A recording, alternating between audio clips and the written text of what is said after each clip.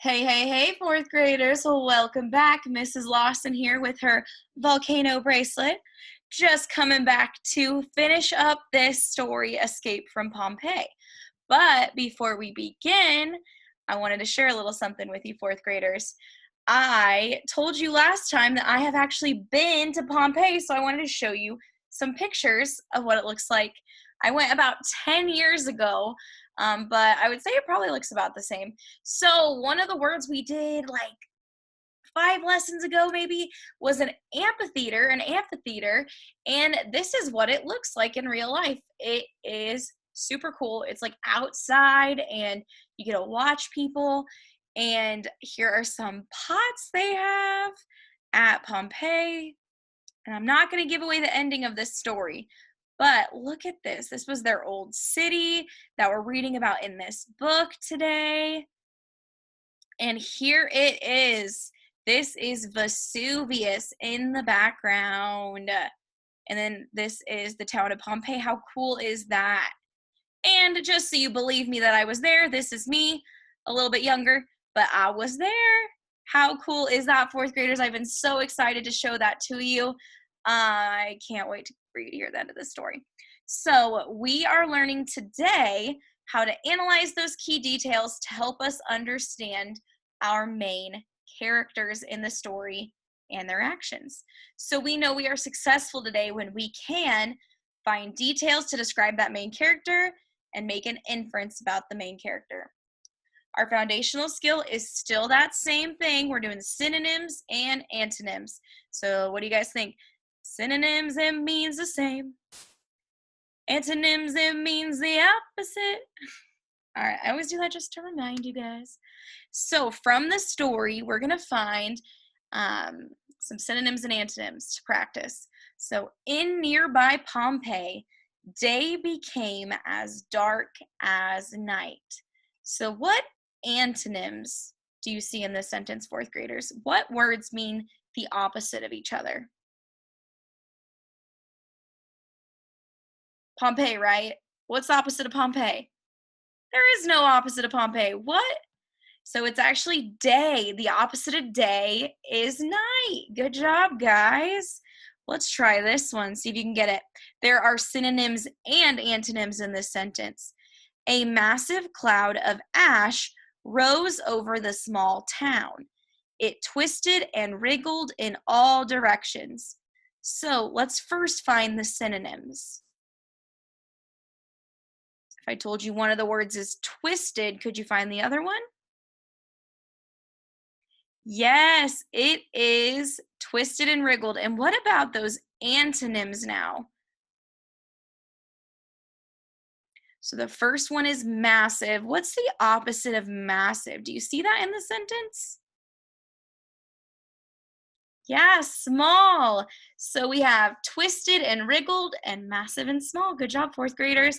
So for your foundational skill today, you have another story to read, and you are going to focus on those synonyms and antonyms. It's called A Comet Tale.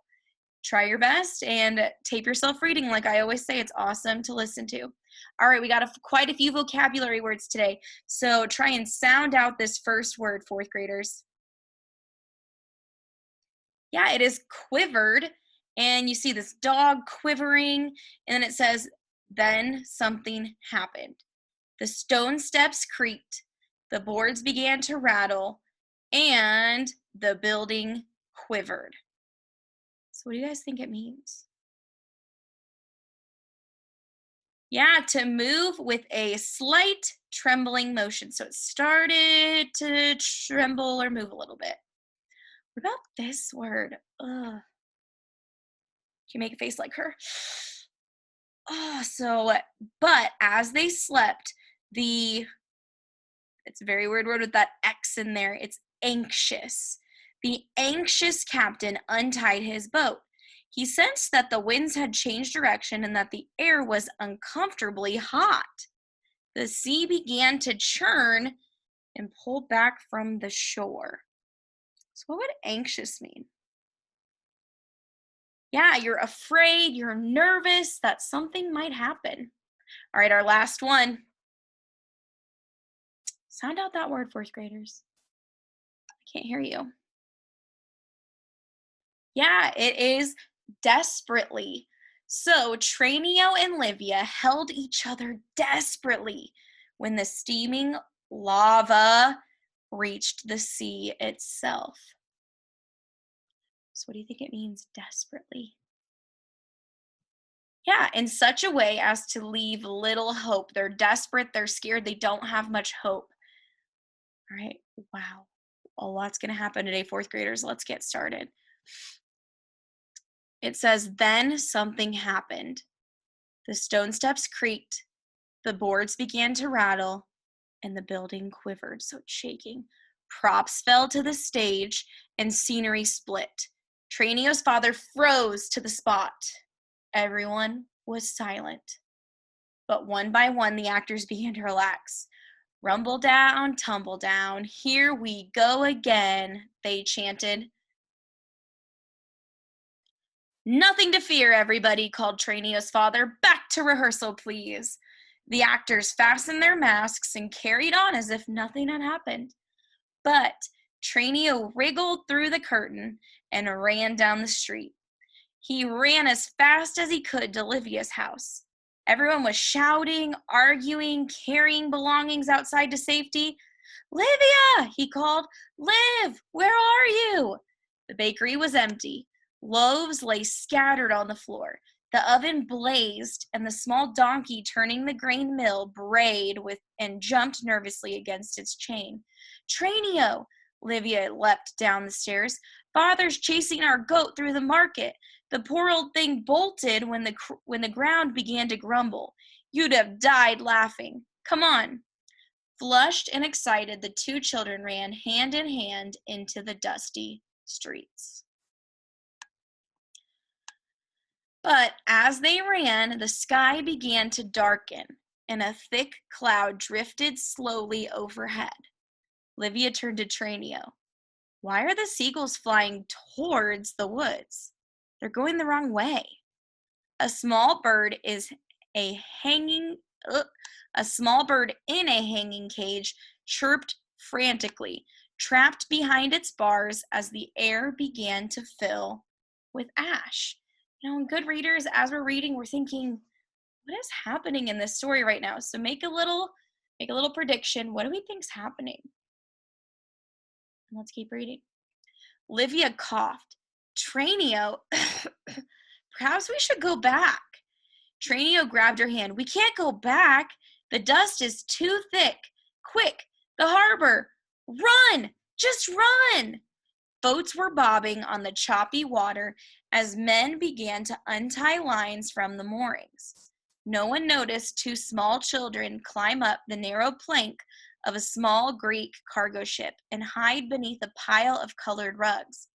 Dusty and tired in their hiding places, they soon fell asleep. But as they slept, the anxious captain untied his boat. He sensed that the winds had changed direction and that the air was uncomfortably hot. The sea began to churn and pull back from the shore. When Traneo and Livia woke and looked out, they were horrified. Pompeii was getting further and further away. The sky was now thick with pumice and black with ash. Traneo, I can't breathe. In the back of my throat. As she spoke, Livia started to choke. The children could hear dogs barking and people's muffled screams as they ran, gasping for air with rags covering their mouths or pillows over their head. Some people fell to the grumbling, trembling ground. And look at their faces.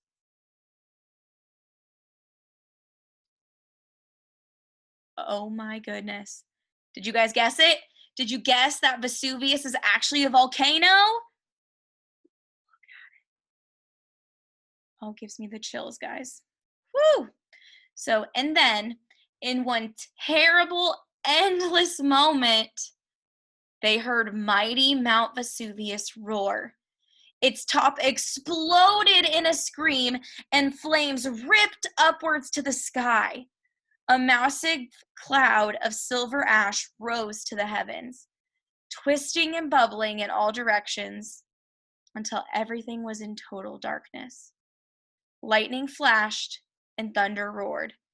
Streams of molten liquid flowed in fast rivers down the mountain slopes and covered a nearby town. The walls, streets, and gardens of their beloved Pompeii disappeared beneath a blanket of ash and stones. Before their very eyes, everything and everyone they had ever loved was destroyed. Traneo and Livia held each other's hands desperately when the streaming lava reached the sea itself. The water began to swell against the sides of the boat as it moved slowly out to safety. They had left just in time. Soon the sea sank back from the shore, and even the fish were stranded there. Oh my goodness, fourth graders. I can't believe it. Many years passed, and the mountains grew cool and still. At first, its slopes were burnt and barren, but in time, plants began to grow as the volcanic soil brought forth its riches once more. Most people have forgotten the buried city. An old man and woman stood in the shade of an orange tree and laid flowers there.